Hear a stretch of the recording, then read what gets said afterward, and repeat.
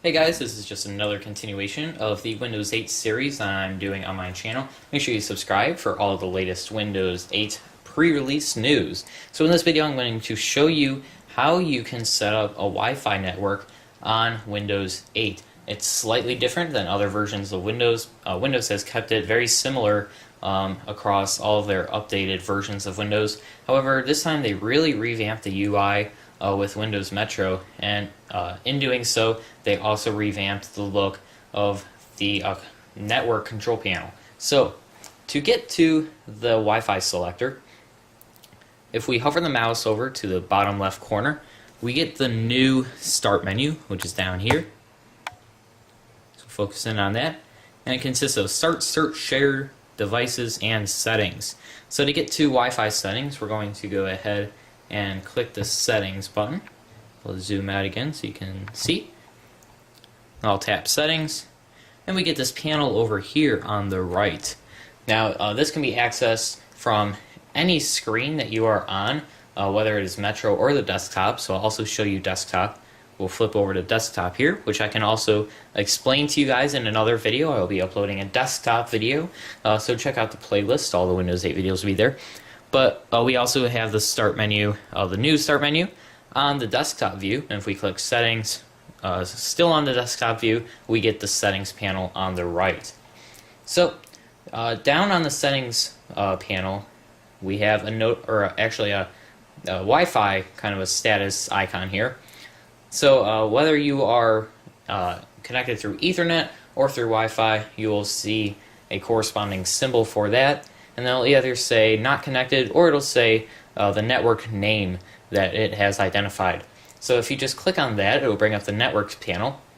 And from here it's pretty self-explanatory. As you can see, I'm connected to a network called Netgear O2, and it also lists the other networks that it has found. So right now I'm going to disconnect from this network, and I'm going to remove all my settings so that I can show you how this really works in terms of connecting for the first time or to a network that you never connected to. So I'm in the settings panel. I click the network that I want to connect to. Right here I have the option to connect automatically or not. So I will leave that on and we'll say connect. Then it says getting information from Netgear O2. And then now I can do one of two things. So I can type a PIN that is on the router label, or I could connect using a security key. So since I'm not next to the router right now, I don't know what the PIN is, I'm going to use a security key.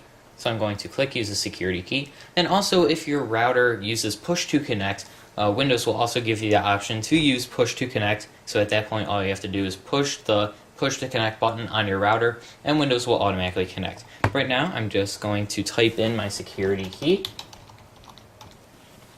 and I'm going to click OK. And next it's going to ask me if I want to enable sharing.